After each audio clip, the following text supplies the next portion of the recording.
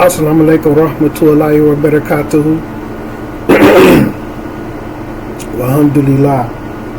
So we discussing fitnah, how to deal with fitnah,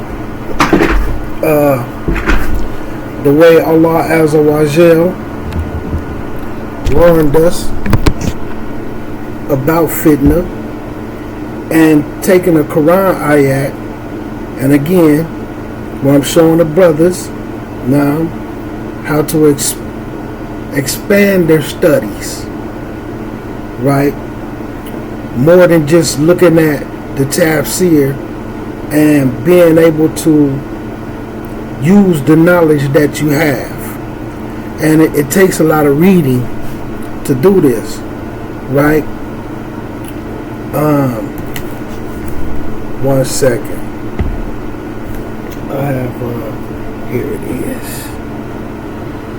Before we get started, I wanted to show the brothers, because I was talking about this, the way that the sun is, right? Let's see. Okay. When we was talking about when people break their fast and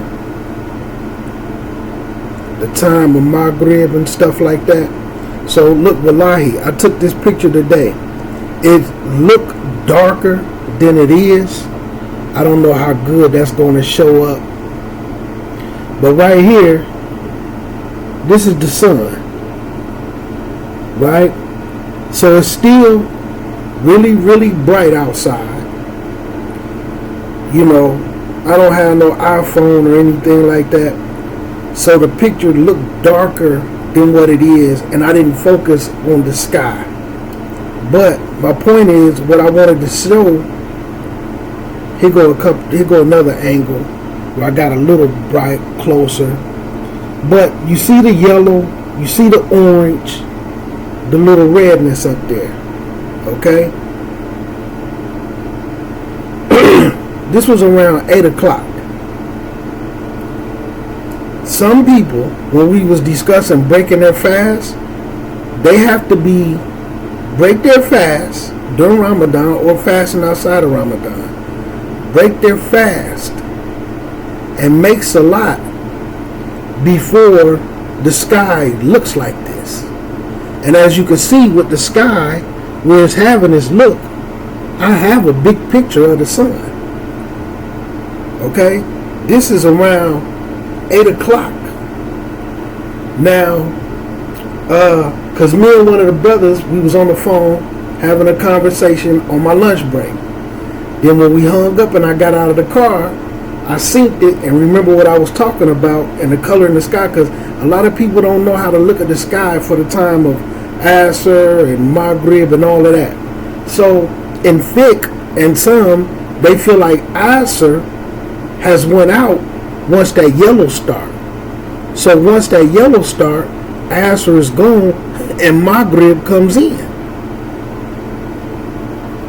Right? Just a little bit of the yellow.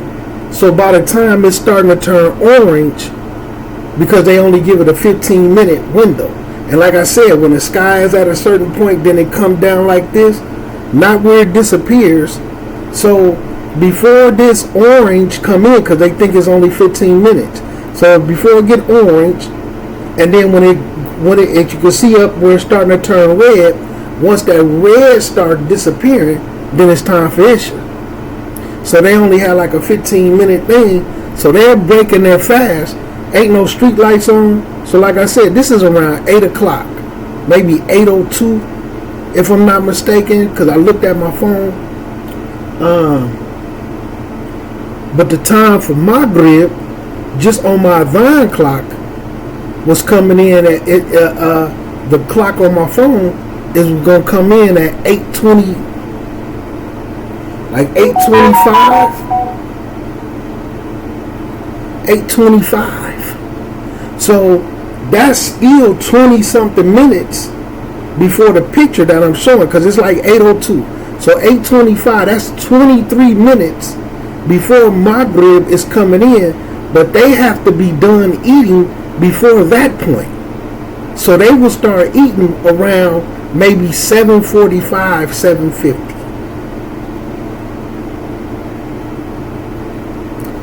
based off of the way that they understand Maghrib and sunset.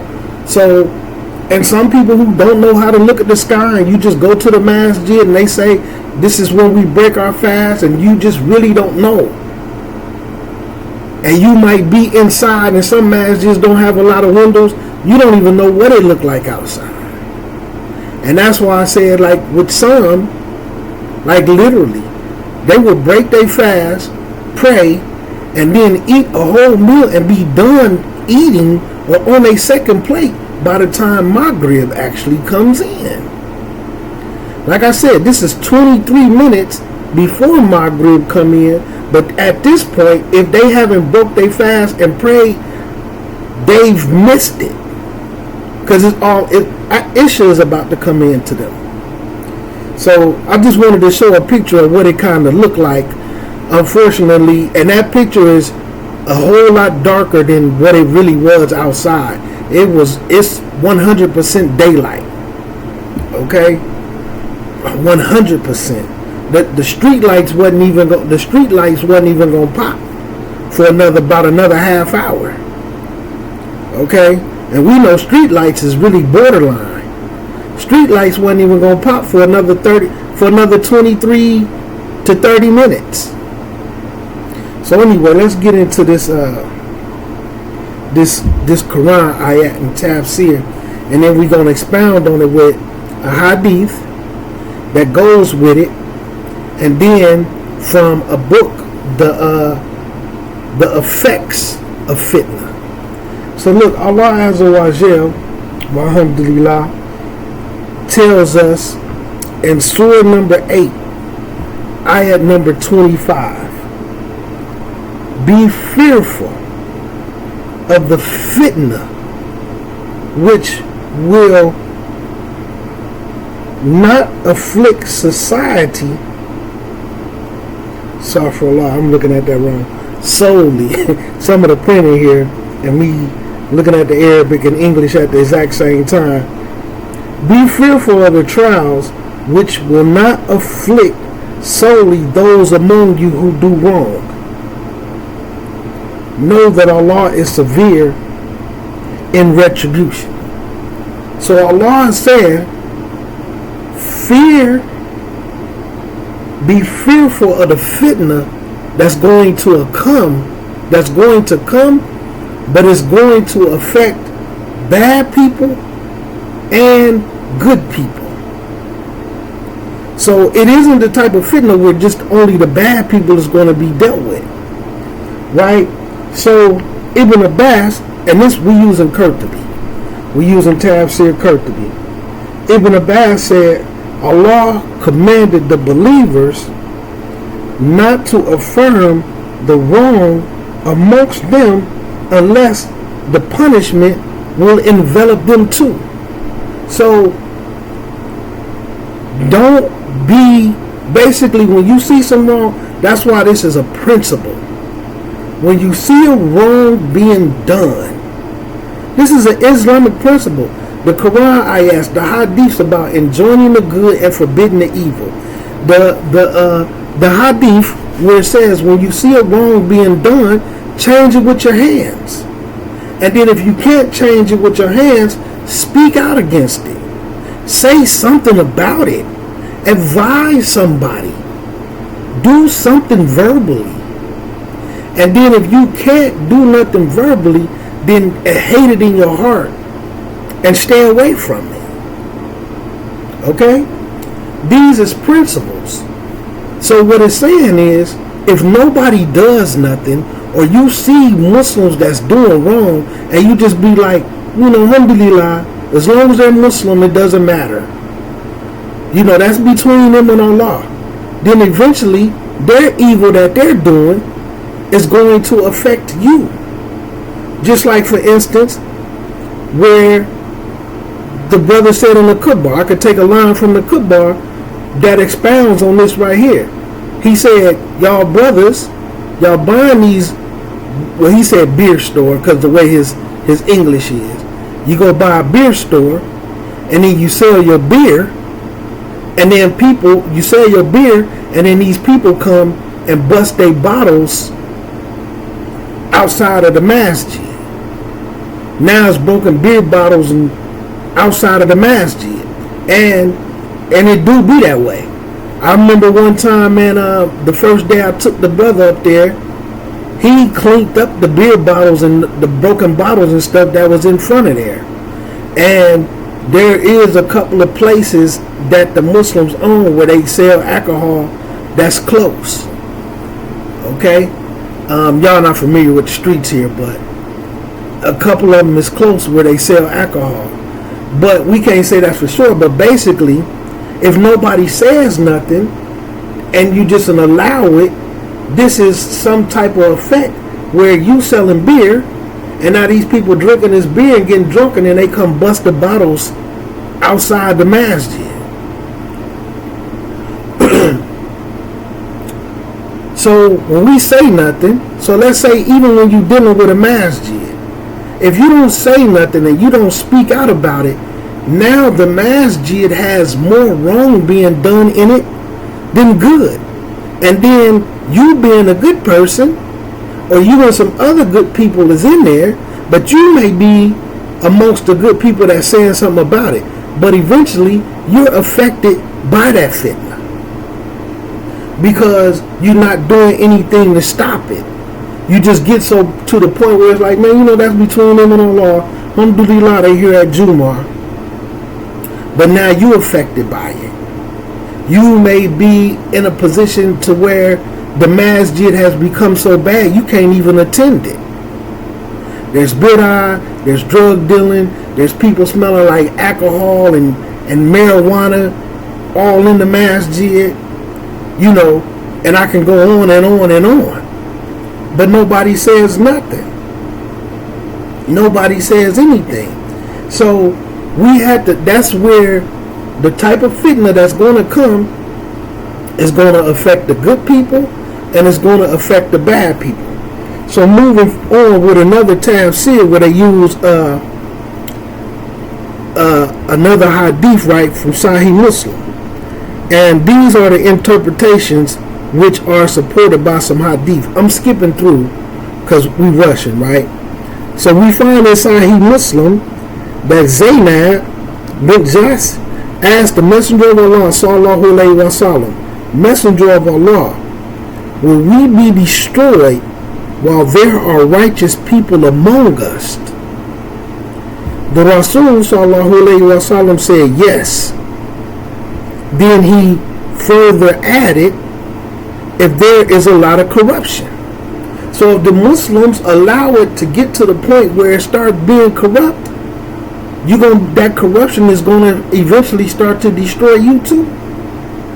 It's you know what I'm saying? Like it's just going to be so much fitnah, you're going to get caught up in it. That's why Allah is saying, be fearful of the time when fitnah comes. That's not just going to affect the wrongdoers. It's going to affect the good people too. This is Surah 8, ayat number 25. Y'all put that in y'all notes because we're gonna do some more with it. Surah 8, ayat number 25. Okay? So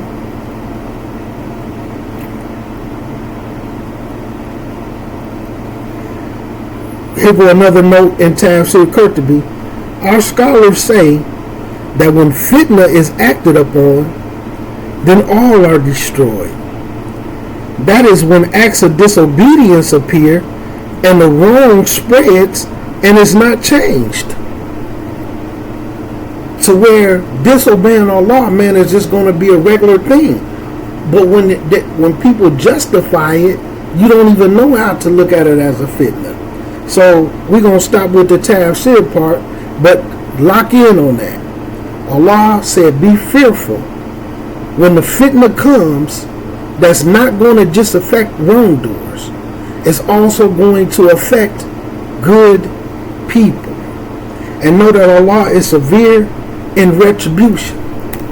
And Allah is going to exact retribution up on the causers of the fitnah, the ones who can change the fitnah and do nothing and choose to not even say anything, Okay? So let me give you a hadith on how to deal with it on some levels, because it depends on what the fitnah is. So we're going to go to Sahih Bukhari, volume 9, hadith number 7082. Daqui. I'm going to pause the YouTube for 1 second. Daqui. So in Sahih Bukhari, hadith number 7081 and 82 and possibly 83. So look at this right here. Narrated by Abu Hurairah.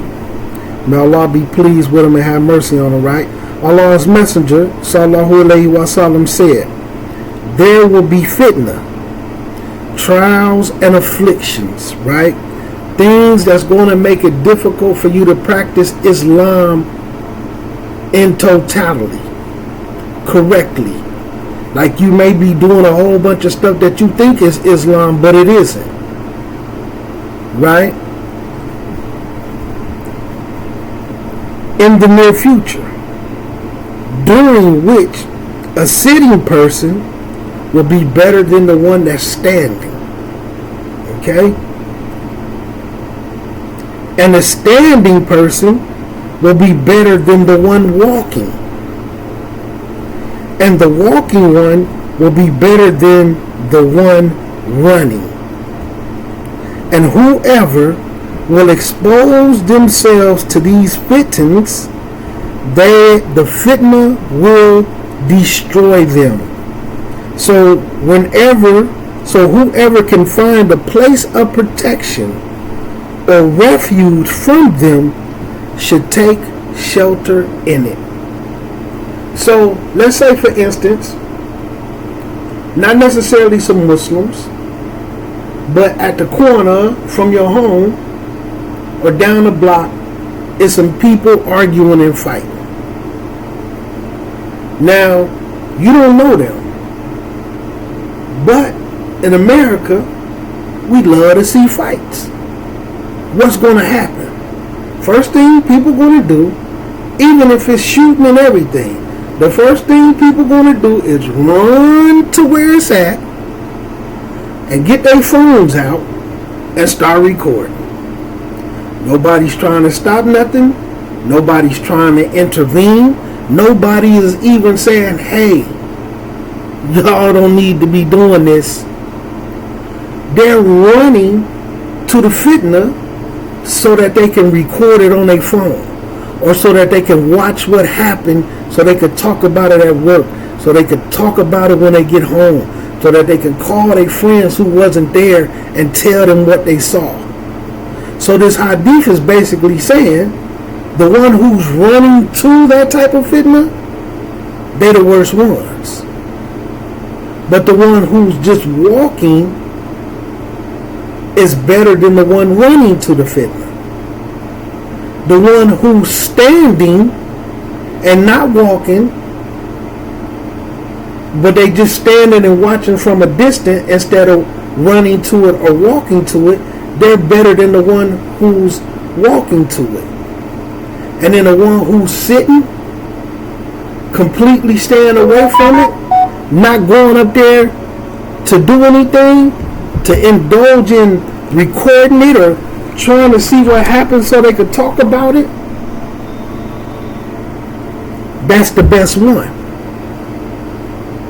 Now, if it was something that you could stop, because there's another hadith, if it's something that you finna go stop and you could put you could put it into it, the one who goes and stops it from happening, at that particular time, they the better one. But just going to involve yourself in the fitnah, the one who's sitting is the best one. So this is how you avoid and how you stay out of fitnah, because the one who goes and involve themselves in it, if you're recording it just so you can show your video, go live for social media, pass the video around, or you don't record it and you want to call and gossip about it, exaggerate, change the story. You're falling into things that's unfavorable. And these fitness is harmful. And I'm just thinking of one. It's just like the same thing. Somebody say, hey, they having a Malcolm X celebration. The Kufar is having a Malcolm X celebration. A Muslim. They're going to celebrate Malcolm X's, the Muslim birthday. Although they hate Islam. But they can have this big festival. And they can sell shirts with Malcolm X on it and have a cotton candy booth where the Kufar can accumulate all of this money and, you know, have a couple of people might do a couple of Malcolm X speeches and all that. This is a fitnah for the Muslim. Brothers and sisters, you might go up there. Now you got to look at half-naked women. Women got to look at half-naked men. Might see something to catch your eye. You're not lowering your gaze. Fight might break out. You might get hurt. But the one who sit down and be like, man, don't even hit me with that. I ain't going to no Malcolm X celebration. I'm not finna go celebrate Malcolm X's birthday. That man was Muslim. Malcolm X didn't celebrate his own birthday. Okay? Oh, but it's Malcolm X. He did so much for black people. And this is Muslims. When you invited to that type of stuff, the one who jump up, come on, man, I gotta hurry up, man. I gotta get dapper, man. I'm going to the Malcolm X celebration. You like the one that's running. The one sitting, be like this, like me. Salam alaikum. Alaikum salam. All right, what's good? What's happening? Man, bro, I want you, man. You need me and the brothers, man. We getting together, man. A few sisters. You need to come up here, man, and go to the Malcolm X celebration with us. Hey, call me when it's time for the Eid. Click. That's me. Call me when it's time for the Eid. Click. Cause I'm gonna be the one sitting. Bismillah ta'ala. You're not going up there to say, hey man, this man was a Muslim, man. You're not going up there to say, hey, this, and woo, walk the woo, and blah, they skip. You're not going to go speak out against it. Hey, y'all Muslims, man, what y'all doing down here, man? What are y'all doing? You're not going to stop that disobedience. Like what it's saying with this Quran ayat. You're going to be the one running. You're not going to be the ones, and then you might even sit down and say, man, you know what, man, I was at the Malcolm X celebration, man, there was 50 Muslims up there. We was all celebrating Malcolm X's birthday. Well, we wasn't celebrating his birthday. We just showed up to show our support for the Muslims. Like what? There was 20 Muslims up there? Yeah, we was all up there yelling like this. Takbir, Allahu Akbar. Takbir, Allahu Akbar. Adding some bid'ah on top of some deviation on top of some kufr on top of some fitnah. But we don't stop it. We don't speak out against it. We indulge in it. Imagine Muslims saying, well, you know, we don't want to talk to Muslims about doing stuff that go against Islam because they might not want to be Muslim. So now everybody just affected with fitnah that's going to harm good Muslims as well. So like the Hadith say, the one sitting is better than the one standing. The one standing is better than the one walking. The one walking is better than the one running. And just knowing for sure, anybody who go and expose themselves to the fitnah is going to destroy you. You may not see what's a destruction in a Malcolm X birthday celebration because he was Muslim. There's nothing wrong with it. That doesn't say anything about what type of Muslim I am. But it really does. That ain't got nothing to do with my worship of Allah Azza wa Jal. But it really does.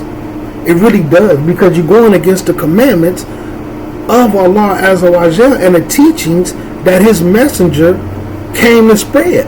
Allah Azza wa Jal says in the Quran Al-Kareem, on this day I have perfected for you this religion, this deen, this way of life. Why y'all adding to it and taking away? You understand? But when you don't understand the dangers of it, you don't know what you're falling into. And then you go up there, you 100 Muslims at the Malcolm X birthday celebration put together by the Kufar so they could sell t-shirts, pens, cotton candies, gyros, pork sandwiches, pulled pork barbecue sandwiches. They can make money selling pork and cups of $8 for a cup of beer. All type of stuff that they do for the birthday of a Muslim when they hate Islam. But all they got to do is cloak it under it's a black thing, and we gonna be all in. Muslim and all. Muslim and all. And then the worst of us is gonna be down there. We gonna be feeling good. We gonna be drinking $8 cups of beer. We gonna be sitting around rubbing on butts and women rubbing on men's chests and touching and all type of stuff that we falling into, not lowering our gaze or anything because we not even mindful. Oh man, I just want to have a little fun. Practicing Islam should be fun. But look at this. So when you look at the hadiths that come along with how to start dealing with this fitnah when it comes, which is already here, because let me explain something else too, like about the signs of the hour. When you look at the ulama and the scholars of the past and present, they say the signs of an hour might not happen everywhere. So you might be somewhere where the signs of the hour are not happening. But then when you look at it, and you look at the signs, so let's say for instance, you in Mecca and Medina, you're in a Muslim country. But you know the hadith about where there's going to be women basically clothed but naked.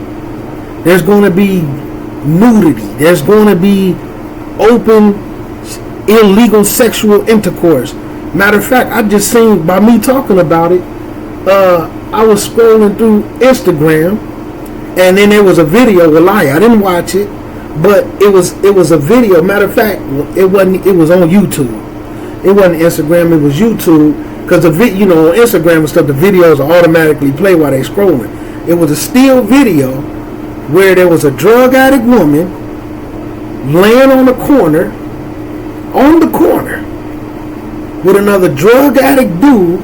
She's laid on the corner with her legs propped up and her knees up, like she's gonna have a baby.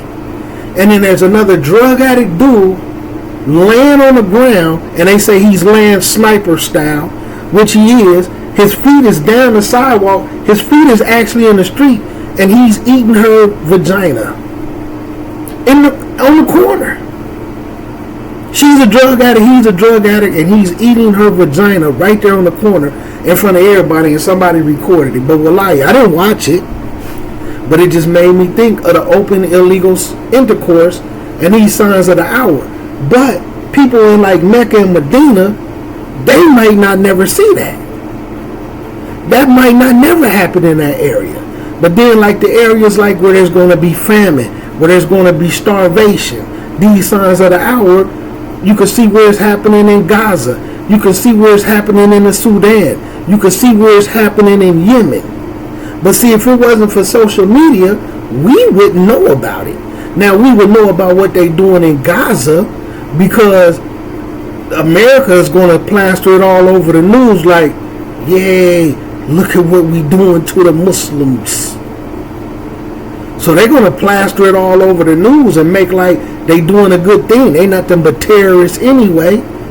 But like Yemen, Sudan, if it wasn't for social media, we wouldn't know about it. Just like if it wasn't for social media, they wouldn't know in America you could be walking down the street and see two drug addicts with one just propped up with her legs and he's eating her vagina right there on the corner. Police supposed to be around and everything. If it wasn't for social media, they wouldn't know these signs of the hours is already going. And when you look at a lot of the other different signs, you can see some of the signs is a lot heavier in different areas. They're affected by this famine, these diseases, this sickness, right? But we aren't. But we're affected with the nudity, the open sexual intercourse, the intoxicants being overly common, but they not. You see what I'm saying? So, like I said, when it comes to the sign of the hour, every single place might not experience it. And the different signs might just be scattered around. And I'm mentioning that because it's something that we need to pay attention to see it ain't looking good. It ain't looking good. So that's like, so when it comes to the fitnah, some of us caught up in it and we don't even realize it. Like,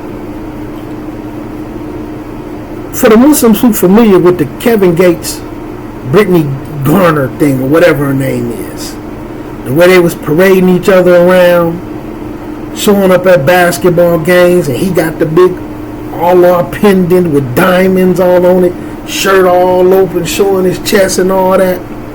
With no judgment. But the Muslims, it was some Muslims so happy because these two famous Muslims is parading each other around. But then it showed what they was married 52 days. But then she's talking about she divorced him, but she's doing a 90-day that for them to reconcile. That don't come after a kula. So I knew right there with her saying this and listening to them and seeing this on social media, they don't really understand their religion. Which I will admit, it has been reported there are some scholars that say it's a 90-day even after a kula. I never seen none. I know the most that it is 1 month, just to make sure that you're not pregnant, because there isn't a reconciliation after a kula. There is no that we'll be around each other to see what's going on if we want to reconcile after 90 days. There's none of that after a kula. A kula is a complete divorce. So you take that 1 month to make sure she's not pregnant, she has her menses, and then you can go on about your business, she can go on about her business. But the point is, when I looked at that, I said, that's exactly how most of the marriages be going. You have more Kevin Gates, Brittany Renner marriages than you have the Rasul and Khadijahs, the Rasul and Aishas, right? The companions and their spouses, the people from the Salaf. You have more Kevin Gates and Brittany Grant or whatever her name is. You have more of those type of marriages than you have the righteous kind. Or you have some Muslims who stay together, but they live their marriages like a kafir marriage. Their marriage is like a kafir marriage. Let's say for instance, there's an Islamic conference. I'm going to say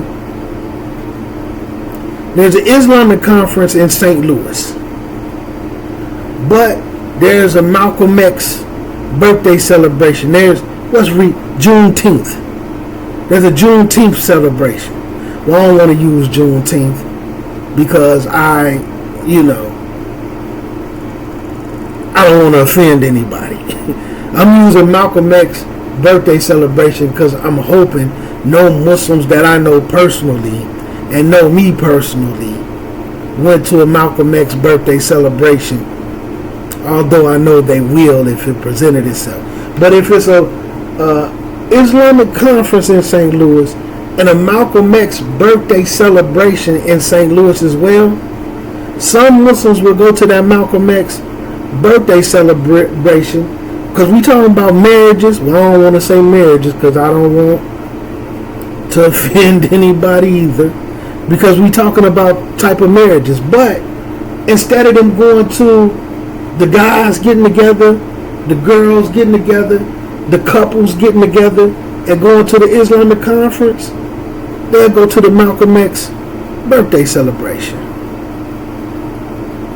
We more Kevin Gates and Brittany Renner, but we can look at them and it's publicized. But I see them type of marriages all the time. I see marriages, I see sisters wanting coolers in 2 weeks.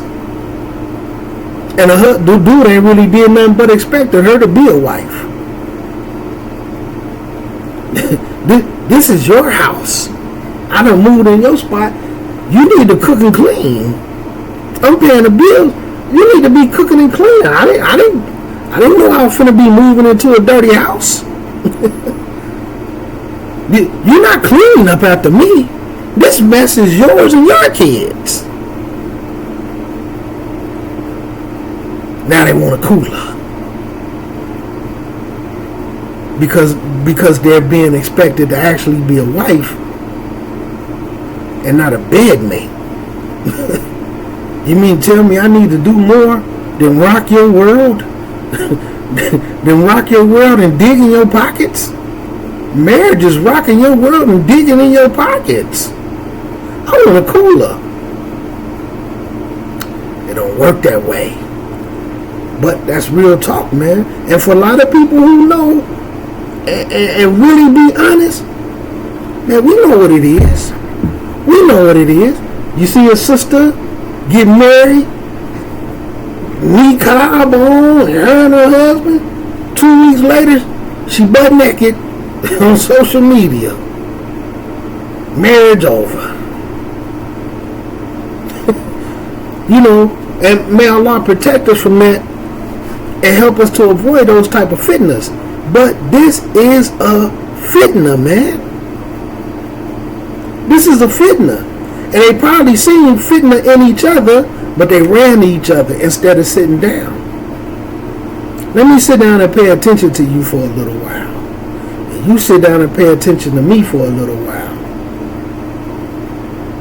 But what, the Muslims are supposed to rush to get married? Yeah, but that's when they ready, right? See, to y'all, being ready for marriage means you mature enough to bump uglies.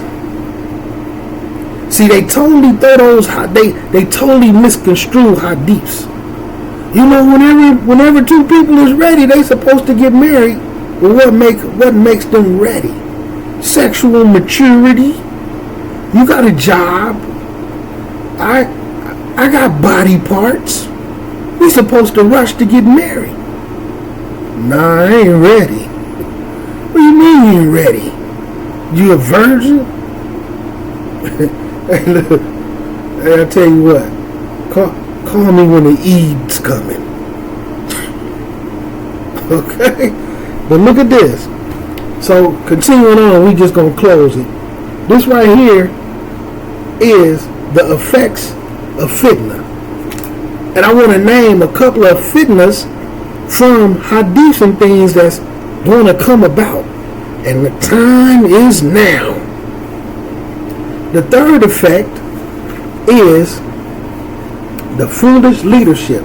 And this right here, the original book was written by, the treatise is written by Sheikh Abdul Razak bin Abdul Muhsin al-Abad.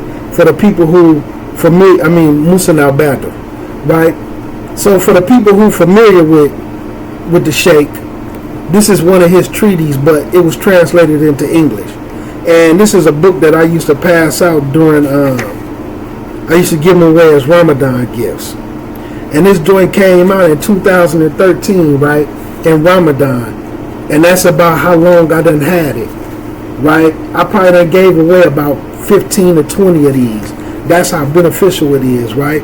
So the third effect is going to be the foolish taking leadership. Just in reality, you might have a foolish imam or a khatib, not an imam, a foolish person trying to be the head of the masjid. A person who with no knowledge trying to lead people like he's educating them. Right?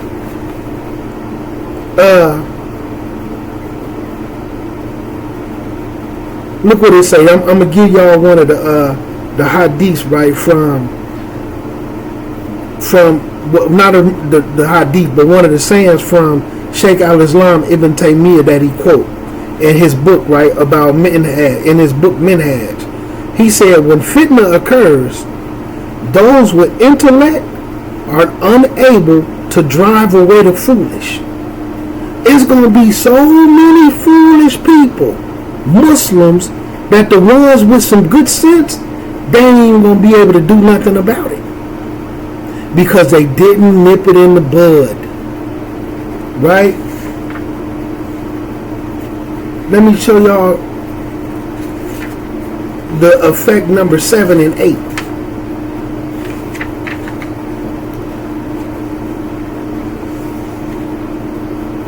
Let me read y'all number 5 while I'm going through it. Whoever falls into fitna, their rank will diminish. The rank that you have with Allah Azza wa Jal is going to diminish. Your iman is going to take a dip. So number 7, and man, we in America, is happening. Right? The effect, the 7th effect of fitna, the rising generations and youth being deceived. You got a lot of young brothers, a lot of young sisters. Man, my heart actually melted, man, with the, I'm sorry for speaking on this sister, man. I ain't trying to expose you. And I ain't trying to embarrass you, but she made a comment with saying, you know, she accepted Islam at the age of 13. I thought it was a brother. And she's now 17, and she's fully integrated into the masjid. And I was like, man, alhamdulillah. And I accidentally called her Ak. And then when she made it clear that she was a sister, it melted my heart. Like, subhanAllah, 13-year-old sister accepting Islam and still and fully integrated into the masjid at the age of 17, that's beautiful. But you have some of these Muslim males, they Muslim, but they don't even know how to practice Islam. They know how to make salat, possibly according to some madhab, and possibly according to some things that shouldn't be there. You know, we'll do a little fasting, might be breaking their fast in the daytime, at the wrong time, but when it comes to practicing Islam, like I told my homie today, you see a lot of everybody want to be Muslim, but nobody wants to practice Islam. Then you have older Muslims who never really entered the fold of Islam, but they've been Muslim 20, 30 years, and they started off as a gang member, transferred over into War of Deen community, and just got stuck in between those two.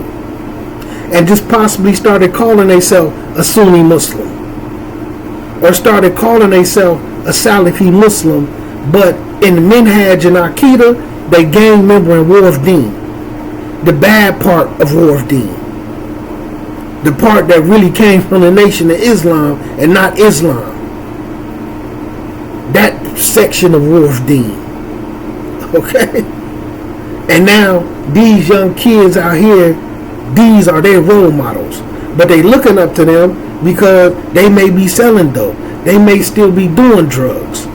They may have a life full of riba and they ripping people off, and they got a whole bunch of interest in credit cards and cars that they hide and to not be repossessed.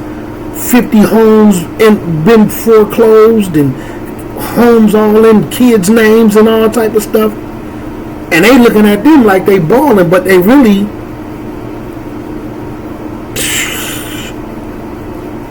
so the young Muslims coming in, being taught wrong and deceived. And deceived, man. So look, likewise with regard to fitna, and what results from it is that fitna will be a cause and medium towards alluring the rising generations and the young and deceiving them through various avenues. So then it just goes into how you got to show them to stay away from the propaganda. You really got to hold on to them. Just like how I said, because of the people who I know that's in this community, it was okay for some young Muslims to come in to the masjid, and then they didn't walk in at the exact same time, but one took his shoes off, came, then the other one taking his off, and then when he come to the back, so when they get together, no assalamu alaikum, sup, and not only did they throw up their gang sign, they dissed the other gang. And unfortunately, because we're in Illinois, the gangs is mixed. So, and like people who still consider themselves to be in these gangs, even in their 50s, 55, 56, had all like this, had all this way, even in the masjid. But because of their environment, they thought it was perfectly okay to do all this in the house of Allah. But the thing that saddened me was, if I would have sat down and talked to him, but because I'm reading what's going on and I want to pay attention, but I really would have said to him, had y'all just happened to be in a church for some type of reason, would y'all would have did that? Because some of these Muslims, man, they will act better in a church than they will in a masjid. They won't speak loud in the church. They'll make sure they won't accidentally cuss in the church, but then they'll cuss in the masjid. They'll throw up gang signs in the masjid. The youth, they being deceived, man. Not all of them. Don't get me wrong. This doesn't mean everywhere. But this is going to be one of the effects. And right now you got the Muslims, man, they still, because they not told you need to leave the gang banging alone. They fighting and killing. The eighth effect, the weakening of brotherhood and religious bonds. The brotherhood is gone. The brotherhood is gone. Muslims fighting, Muslims reaping each other off, Muslims using each other, Muslims giving each other narcotics, selling each other narcotics. It's crazy, man. But these are some of the effects of the fitnahs. But do the hadiths. It speak on the hadiths, right? And when you go from the Quran ayat where Allah warns about the fitnah that's going to come, that's going to affect good Muslims and bad Muslims, then you look at the hadith where the Rasul told us how to carry it when it comes, and then you look at what we refer to as minhaj, Imam booster books by scholars, where they start to break down some of these specific fittings that you're going to see and how you can, the role you can play in trying to change it and making it a little bit better. Because if it becomes so bad, we gonna be affected by it to the point where if you throw yourself in it, it's going to destroy you. It's going to destroy you. You might get to the point where you and some Muslims had enmity between your heart for one another. But the ones who are in the wrong is going to be the ones who look like they're in the right. Why? Because the hadith also states, and when you turn to your Quran ayats, a time is going to come when the truthful ones are going to be deemed the liars. And then the liars, the corrupters, are going to be deemed the truthful one and the peacemakers. What's the Quran ayat that goes to this? When Allah Azza wa Jal says, when you come across these people, where Allah says, don't go around causing mischief throughout the land. And then they're going to say, we're not the ones that cause mischief. We are the peacemakers. We're the ones who creating all the peace. We're not the problem causers. But indeed, They are the ones who cause problems. Allah Azza wa Jal is telling us. So when you look at the Quran ayat on it and look at the tafsirs and then the hadiths, you know what to look for. You know what to avoid. You know when to sit down. And you know when to run towards a situation. See, a lot of us don't know when to sit down, baby part. You got to know when to sit down.